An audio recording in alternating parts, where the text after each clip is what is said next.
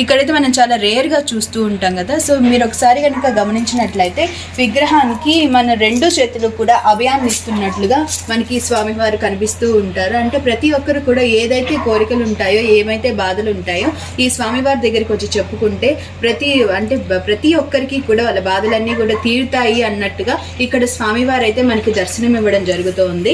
అదేవిధంగా స్వామివారి బిలంలో ఉండడం జరిగింది. ఆ బిలం కూడా మనకి ఇక్కడ ప్రత్యక్షంగా ఇప్పటికీ కూడా మనకి కనిపిస్తూనే ఉంది. ఆ బిలాన్ని కూడా నేను మీకు చూపిస్తాను. మీరు కనుక ఒకసారి గమనించినట్లయితే ఇక్కడ చూడండి, చాలా రాళ్ళు పెట్టున్నారు. అంటే ఈ రాళ్ళకు సంబంధించి అవి ఎవరెవరి కోరికలు ఉన్నాయో ఆ కోరికలన్నీ కూడా వాళ్ళ రాళ్ళ రూపంలో ఇలా పెట్టున్నారు. ఇక్కడ మీరు గమనించినట్లయితే ఇది బిలం అనమాట. బిలం యొక్క ముఖ ద్వారం అనమాట. ఇది స్వామివారు అయితే శాపగ్రస్తుడైన తర్వాత ఈ యొక్క బిలంలోనే ఈ భూలోకం మీద ఉండి స్వామివారిని తపస్సు చేసుకోవడం జరుగుతూ ఉండింది.